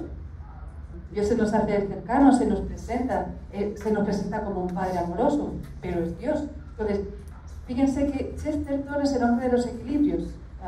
El que terminado viendo a Chesterton. Chesterton dice, la verdad es un punto equidistante entre dos heterodoxias. ¿Entendieron? Nada. Es decir, que uno tiene que estar constantemente haciendo distinciones y equilibrios, porque ¿somos razón? Sí, pero no solo somos razón. ¿Somos emoción? Sí, pero no solo somos emoción. El emotivismo, por ejemplo, es otra patología de la fe. El emotivismo, reducir la fe al emotivismo, ¿no? Y entonces, claro, obviamente uno se mueve afectivamente, pero ¿qué pasa cuando no siente? Entonces, esa vivencia integrada está detrás de todo esto, ¿vale? Una cosita nada más, muy personal, ¿no? Pero yo creo que el emotivismo, el fideísmo y otras patologías de la fe tienen en su base, que rechazan a la razón, ¿no? Y al esfuerzo de la razón, en su base tienen una cierta haraganería, ¿no? No me complique, no me la complique, yo creo y ya está. Hay que vivir según el Evangelio. ¿Qué quiere decir eso, vivir según el Evangelio? El Evangelio no es un manual de instrucción, es nuestra búsqueda, y eso necesariamente tiene que ser lúcido. No puede ser simplemente, recién estábamos hablando de otras cosas aquí, y yo decía, Dios nos llama a ser sus hijos, pero sus hijos adultos, no sus hijos bebés. Somos seres pensantes, responsables, que elegimos, y la fe tiene que ver también, además con la razón, con la voluntad. Yo elijo creer, elijo. Y eso necesita de mi integridad personal. Hoy en día vivimos una cultura, el Papa Francisco habla de la cultura del descarte, o este masomenismo, así que esto más o menos, ¿está? Bueno, y claro, pensar una fe que no me complica, que no tengo que pensar, que no tengo que estar discerniendo, es muy, muy tentador, pero no es cristiano. Ya, y la última patología, y ahí paso el micro, es el racionalismo aplicado en la fe. ¿Ya? Hay un racionalismo filosófico, pero estoy pensando en un racionalismo que quiere agotar todo el contenido de la fe, el contenido, aquello a lo que yo adhiero, ¿cierto? Con mi razón. Y aquello que no entiendo, lo subestimo como irracional. Ya, ese racionalismo tiene nombres y apellidos. Había un señor llamado Hegel, ¿les suena? Que escribió una vida de Jesús. ¿Sabían? Era cristiano, Ya, protestante. Entonces, ¿qué hace en esa vida de Jesús? Describe la vida de Jesús y le saca todos los milagros. Porque, claro, como los milagros no son algo que uno pueda entender, entonces, claro, hay una patología. Entonces, de nuevo, ese equilibrio y yo diría, la humildad también, ¿no? O sea, tenemos algo muy grande, que es la vocación de vivir en plenitud de ese regalo, pero tenemos que también ser conscientes de que no podemos agotar todo y que necesitamos también la ayuda de Dios y la conversión.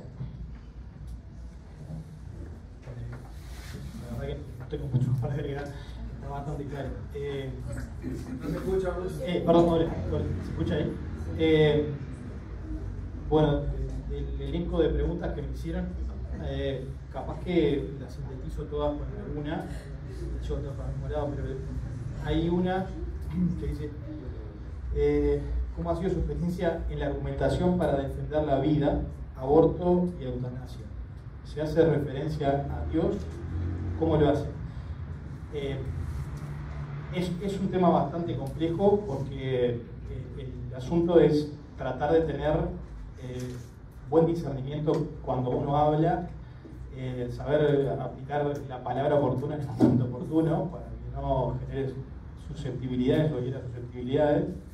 Y bueno, la verdad es que uno trata siempre de mecanismos que no son directamente confesionales, o sea, no habla directamente de Dios, tratamos de manejar otro tipo de lenguaje. El lenguaje filosófico es un lenguaje que va muy bien para eso, porque lo veamos ahora, ¿no? Porque se entiende por todos y no va hacia el paso siguiente, que es hablar de Dios, sino que se queda en una etapa, si se quiere, más de análisis de la realidad. Entonces, con esos argumentos que están bastante enraizados en el naturalismo, que lo hablamos recién, uno puede ir argumentando con razonamientos lógicos determinadas cosas que son obvias. Entonces, no hace falta tampoco entrar a análisis muy detallado, porque realmente el sentido común es el que ayuda mucho a entender las cosas. O sea, cuando uno dice vida, bueno, claro, si hay una vida que está dentro del vientre materno y uno la saca, bueno, uno puede decir es vida, no es vida, no. Si tiene un código genético ya individualizado, que se juntan los dos gametos, en ese caso ya hay vida, no puede uno quitarlo. Entonces, son argumentos científicos, lógicos, básicos, que bueno, que uno los puede intentar y en ese sentido ver qué consecuencias tienen. Nosotros, a pesar de eso, no tenemos las mejores consecuencias o mejores soluciones, pero bueno, es el camino para intentar llevar estas cuestiones, porque realmente acá hay una sociedad que tenemos, no sé si la profesora lo conoce, pero es una sociedad que está muy secularizada. Entonces, es muy difícil entrar con argumentos teológicos o desde el punto de vista de la divinidad o de Dios. Uno tiene que ir más por el lado filosófico y argumental llano, y razonable y científico. Tenemos argumentos de sobra, pero también es muy difícil cambiar esas. Entonces hay que pedir la gracia para poder tratar de que te ayude en ese camino. Pero la herramienta creo que va más por ese lado.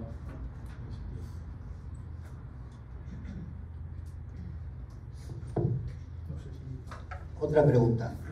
Desde nuestra fe, ¿cómo vivir nuestra espiritualidad de forma que se vincule a la razón? Espiritualidad es un término que no hemos usado y que es un concepto diferente, ¿no? La espiritualidad, desde el punto de vista cristiano, viene de la vida cristiana según el Espíritu, digamos, básicamente, ¿no? Los padres de la iglesia decían: el Espíritu Santo es el alma de la iglesia. La espiritualidad, entonces, es el modo de vivir cristianamente. Y eso tiene que ver con todas y cada una de las cosas que te suceden a lo largo del día, desde que te levantás hasta que te acostás. Desde que pones un pie en el piso cuando te levantás de mañana y pensás: hoy qué tengo que hacer, hasta la ropa que te pones, lo que comes o no, lo que te preocupa, lo que te alegra, lo que te enoja, todas esas cosas tienen que ver con la espiritualidad. A veces, lamentablemente, se reduce la espiritualidad, se dice es muy espiritual, porque, no sé, tiene actitudes, como decía al principio, religiosas. Bueno, es cuestionable eso, porque la espiritualidad toca. Jesús en su anuncio apunta a esta espiritualidad más integral, ¿no? Que tiene que ver con, no sé, con la ecología, como se nombraba, con todas las cosas. Por lo tanto, desde nuestra fe, ¿cómo vivir nuestra espiritualidad de forma que se vincule a la razón? Bueno, la espiritualidad es justamente esta fe integrada a la razón y la razón integrada a la fe, ¿no? Es esta vida integral, esta vida en Dios, que considera todos los aspectos de la vida a la luz de la fe, básicamente, ¿no? No sé qué más decir realmente a esto, porque después están las escuelas espirituales, las distintas espiritualidades, en el sentido de la espiritualidad carmelitana, la espiritualidad ignaciana, por decir así, que es otra dimensión de esta expresión, que tiene que ver con algunos acentos, algunos carismas dentro de la iglesia. Pero básicamente lo que proponen es eso, ¿no? Cómo vivir tu vida desde un acento específico, pero que tiene que ver con el Evangelio. Si no tiene que ver con el Evangelio, no tiene lugar, ¿no? Así que, bueno, no sé, disculpen, no puedo decir más que esto sobre la espiritualidad, la fe y la razón. Fe y razón van unidas, como lo hemos dicho muchas veces. Y la espiritualidad, podríamos decir, es la vida vivida en estas circunstancias. Tratando de responder de forma aglutinando varias preguntas, quiero recordar aquí el ejemplo de 2 o 3 personas. Primero, Jérôme Lejeune, ¿lo ubican a él? No, Jérôme Lejeune fue un francés médico que descubrió la causa genética del síndrome de Down, la trisonomía, esos genes que tienen 3 patitas, por lo tanto aquí hay un error genético, ¿no? Y él estaba tan feliz porque había descubierto esto para ayudar a la humanidad a superar la problemática, ¿cierto?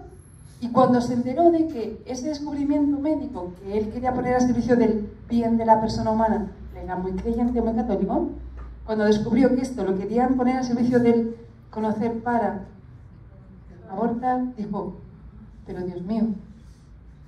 Entonces, aquí la fe está ayudando a una razón a ver las cosas sin intereses creados. Y aquí temas económicos por detrás, sin apasionamientos. ¿Cuántas veces los abortos, la inmensa mayoría, se deben a problemas afectivos muy importantes? ¡Wow! Entonces, hay que acoger siempre a la persona, sobre todo a la mujer que está en esa dificultad.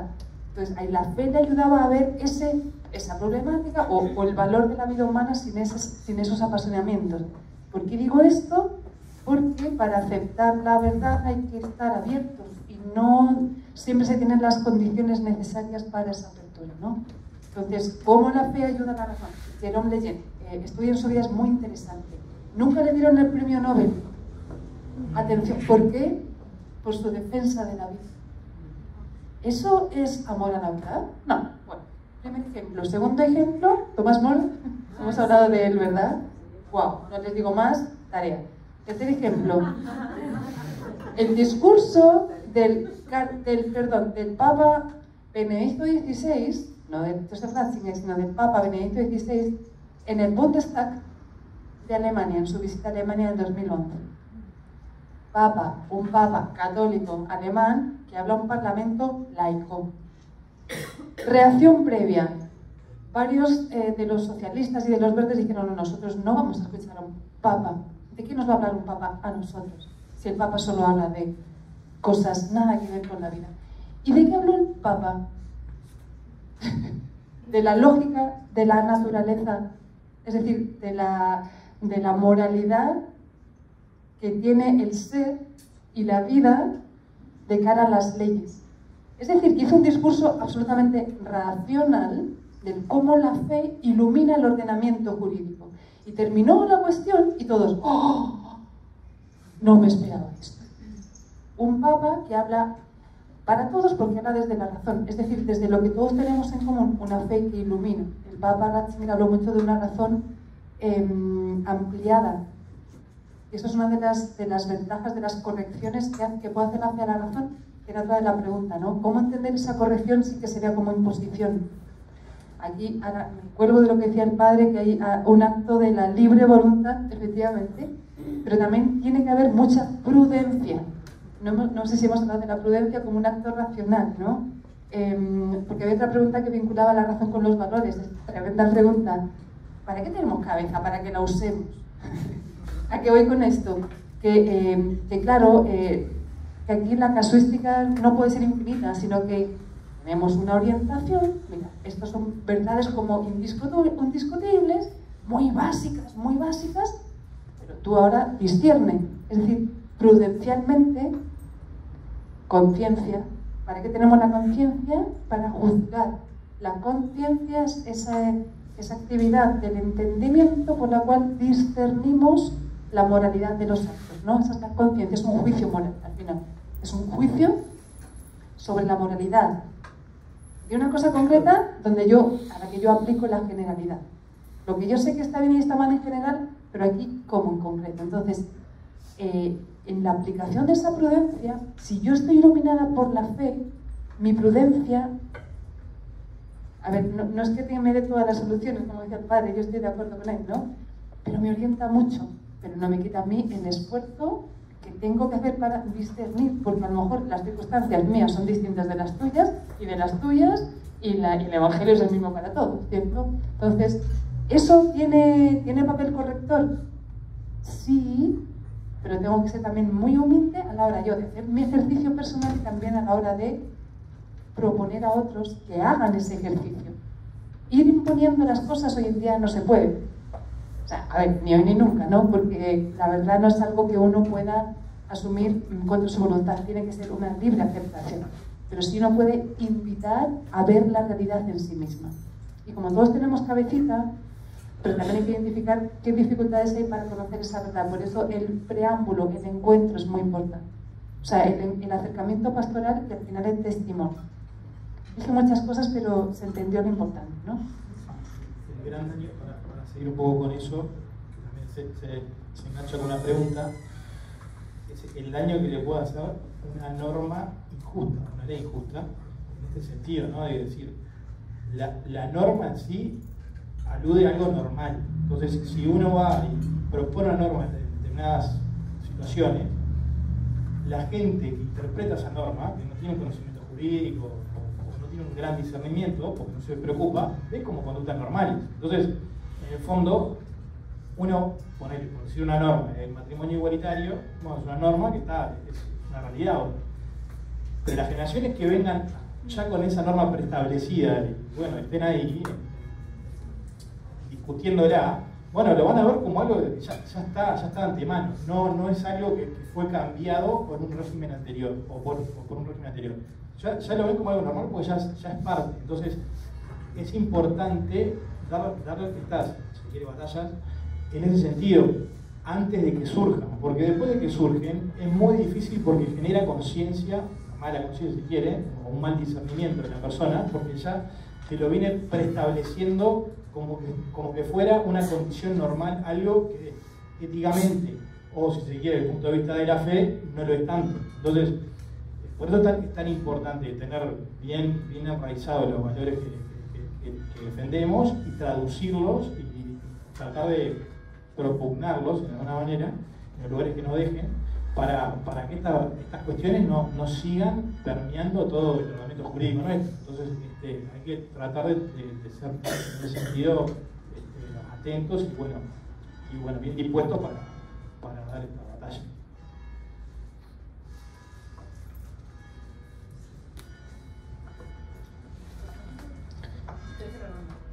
¿Seguimos? La prudencia, profe, dice Santo Tomás, es la virtud que discierne el kairos. Ser prudente no es quedarse al costado del camino y mirar las cosas pasar y decir, no, mejor no me meto porque soy prudente. Eso es ser cobarde, no es lo mismo. Ser prudente es aquel que discierne el tiempo de Dios y, visto el tiempo de Dios, actúa. Ese es el prudente. No el precipitado, el impulsivo, ¿no? O el apasionado, en el sentido de que solamente su pasión lo mueve. Me preguntan, ¿cómo identificamos la fe con la confianza? Así la identificamos. No la identificamos, no es solamente confianza la fe, lo dije en el pasar tal vez. También la confianza en el sentido de la confianza a Jesucristo, ¿se entiende? Confío en Jesús, me relaciono como amigo, como me pide en el Evangelio, no como siervo. Pero también hay otro elemento más de la fe que tiene que ver con lo que Él me dice, con lo que me dice sobre Dios y sobre la consecuencia de creer en el Dios que Jesús me revela y las aplicaciones que eso tiene, ¿no? No alcanza con decir Jesús es mi amigo, es necesario conocer la propuesta de Jesús. Y eso, bueno, tenemos por supuesto el Evangelio, la tradición de la Iglesia, las distintas reflexiones y después esta prudencia, este discernimiento permanente en el que aplicamos esta experiencia de amistad con el Señor, que además de mi amigo es mi maestro. Entonces la confianza es un elemento importante de la fe, pero también está, le llamamos la fides qua a eso, ya que aprendemos algo, la fides que, Q-U-A-E, que, en latín la A y la E es una E. La fides que es el contenido, digamos, lo que él me enseña, lo que él me dice y se lo creo. En el ejemplo que poníamos en la diapositiva, por ejemplo, en la docencia, la experiencia humana, ¿no?, de la docencia, es necesario un acto de fe en el docente, de parte del alumno, porque si no es imposible enseñar nada. Si yo te digo, 2 más 2 es 4, y como está sucediendo ahora en clase, muchas veces, te dicen, pero eso es lo que vos pensás. ¿Por qué 2 más 2 es 4? A mí no me parece mal que se pregunte y que se interpele al docente, me parece muy bueno además. pero necesito que me des un crédito a lo que te digo, porque yo no puedo explicarte todo el razonamiento de la humanidad, toda la experiencia cognitiva de la humanidad, para poder explicarte que 2 más 2 es 4. Créeme que 2 más 2 es 4. Créeme que yo tuve muchos años de estudio y que soy mínimamente honesto, mínimamente al menos, ¿no? Cree en la institución en la que estás ahora y puso este docente delante de ti. La fe es imprescindible para aprender también. Tengo que creer en el otro para aceptar lo que el otro me dice. Pero este otro elemento que va más allá de la confianza es también parte de nuestra fe cristiana. Estamos en la última ronda, ¿verdad? Voy a lanzarme con una muy interesante. Los cristianos, ¿cómo argumentar contra el relativismo desde la fe, sobre todo pensando en los jóvenes? No en los tan jóvenes. Empiezo doble respuesta. ¿Qué es el relativismo desde la filosofía? Y luego trataré de argumentar desde la fe. En la filosofía hay varias posturas filosóficas acerca de la posibilidad del conocimiento de la verdad. Como cuando tú vas al manual, ¿no? Posturas ante la verdad. Primera, el realismo, que es la del sentido común, la aristotélico-tomista, la que estamos aquí suponiendo todos. Es decir, existe una realidad previa a mi conocimiento y porque existe yo la puedo conocer. Ok, no la puedo agotar, ¿no? El realismo ingenuo es el que dice que conozco las cosas tal cual son. No, a ver, no somos tan ingenuos. Se nos escapan muchas cosas, de hecho nos equivocamos muchas veces, pero eso no quiere decir que no podamos conocer la verdad. Realismo. Otra postura importante es escepticismo. El escepticismo viene de, el escéptico, ¿no? De, no sé si podré o no podré, me equivoco tantas veces, entonces renuncia, ahí está la holgazanería que decía, renuncia a conocer la verdad, porque como es tan difícil el escéptico, entonces no puedo hacer afirmaciones rotundas de absolutas. ¿Existe Dios? Ah, no sé. Pues a lo mejor sí. Pero es una renuncia de la razón, en el fondo, ¿no? Y es una postura súper cómoda, atención, y súper criticable, de pereza. Y por otro lado, la gran crítica que le hacía ya Aristóteles es que, señores escépticos, los sofistas eran muy escépticos, ¿ustedes dudan de todo? ¡Imposible! ¿Tú estás dudando de que estás aquí sentado ahora mismo? ¿De que tienes hambre? No todos tienen hambre. No dudamos de todo. ¿Por qué hay unas cosas y otras cosas no? Porque no nos interesa avanzar. Entonces, la otra gran postura se llama relativismo. Ah, todo es relativo. Todo es relativo. Bueno, ¿qué diría el sentido común? Mira, sí, claro, hay cosas relativas. Las culturas tienen bastantes cosas relativas entre ellas. Imagínense, yo que soy españolísima y vivo en Chile, wow. Pues es muy divertido el choque cultural. Sí, pero no todo es relativo. Miren, hay cosas relativas a nuestra edad, a nuestra condición física, a ser hombre y mujer también. Eso, obviamente, aunque hoy en día todo parece que no, pero sí somos distintos, ¿sabes? Somos distintos. ¿Hay cosas relativas? Sí. Pero que todo es relativo, no. Entonces, la postura del equilibrio, de nuevo, Chesterton. ¿Es posible afirmar que existe un núcleo como duro? Sí. Pero que en torno a ese núcleo duro hay cosas circunstanciales, cambiantes, que pueden ser relativas, sí.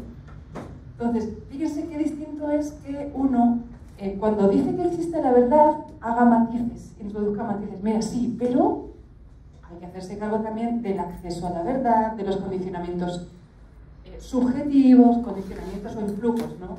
No todo influjo es condicionamiento determinante. Entonces, ante el relativismo imperante, la filosofía misma puede hacer una crítica. Mira, no todo es relativo. Tú mismo estás aceptando cosas como verdaderas. La típica crítica al relativismo desde la filosofía es esta que suena así. Ya, concéntrense. Si todo es relativo, también sería relativo que todo es relativo. Pero si que todo es relativo, no es verdadero. Por lo tanto, si no es verdadero que todo es relativo, no todo es relativo. Porque habría al menos una verdad que todo es relativo. Y si existe al menos una verdad, ya no es todo relativo, ¿se entiende? Qué dolor de cabeza, ¿no? Entonces, no todo es relativo, aunque hay algunas cosas relativas. Desde la fe, claro, sabemos que hay una verdad con mayúsculas, que es esa verdad encarnada en Jesucristo, que, atención, me ayuda mucho a entender lo que es la vocación del ser humano. Entonces, hoy en día que tenemos tantos dilemas antropológicos, pero profundísimos, que tienen que ver mucho con la dimensión afectiva de la identidad personal, claro, la fe me da una orientación potentísima, que no quita el trabajo del encuentro y de la comprensión, ¿sí? Pero hay una orientación muy clara, pero, de nuevo, la verdad hay que aceptarla libremente, nunca se puede poner. Pero el espacio del encuentro es absolutamente necesario, ¿no? Y Dios hace milagros cuando quiere, los hace de vez en cuando, pero se suele servir de los instrumentos humanos, que somos nosotros, ¿no? Entonces, hubo un filósofo, un señor se llamaba Paul Claudel, este es el que, ¿cómo se llama? El que entró a Notre Dame, Paul Claudel, entró hijo de marxistas, súper materialista, no existe Dios en mi vida, entra a Notre Dame, están celebrando las vísperas y dice, caí de rodillas y vi a Dios. Y nunca más dudé de que Dios existía y el Dios católico. Y luego se hizo un acérrimo defensor. Tú dices, wow, ¿Dios existe? Sí. ¿Puede hacer milagros? ¿Puede intervenir como en San Pablo? Sí. Pero normalmente se sirve de los medios humanos. Por eso nuestra razón es muy importante ponerla también al servicio del presentar la verdad de forma humana, atractiva. Por eso el testimonio es tan importante, que seamos creíbles, ¿no? Que también saber pedir perdón cuando, bueno, no damos el mejor ejemplo, ¿no? Así que eso. Sí, entonces, Sí. ¿Ah, sí? Ah, ok.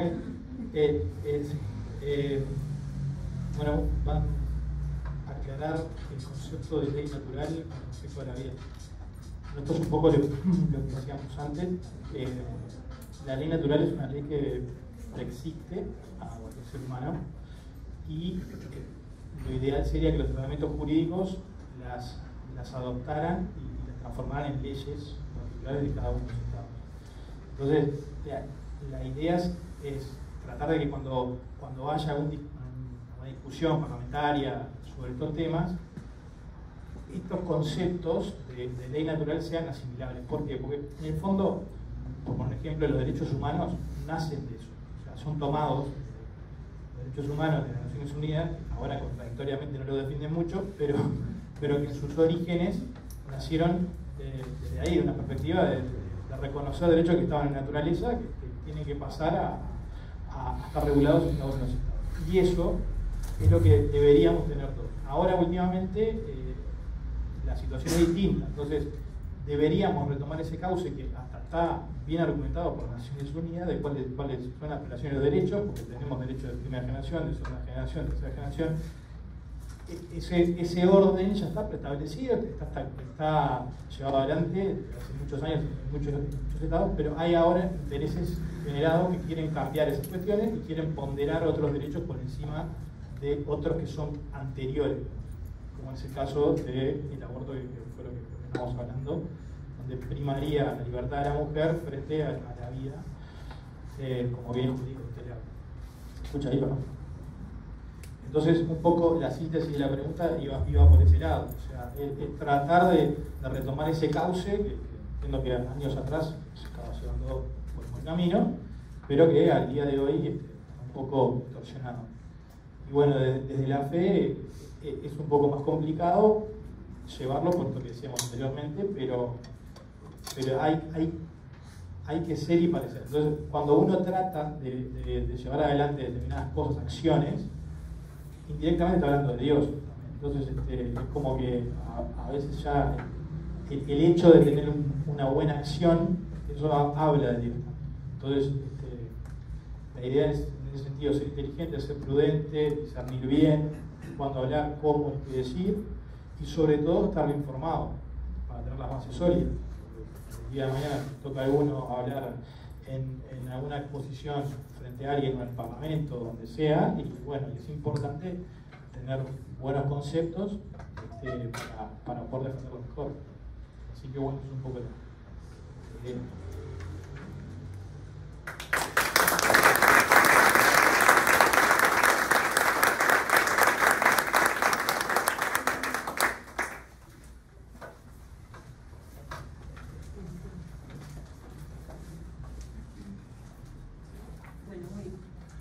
quedamos todos como un mudismo acá, silencio absoluto. Creo que estamos procesando toda esta información que nos llega a la razón, moviliza nuestra fe y bueno, y que Dios nos ayude ahora a ir integrando todo esto. Así que como corresponde, vamos a ir a pedirle a Él. Así que vamos a pasar a celebrar la Eucaristía, va a presidir el Padre Richard. Así que los invitamos a pasar por aquí, por este pasillito, al fondo. Y vamos a darles, antes de irnos, un nuevo aplauso, por favor, más fuerte,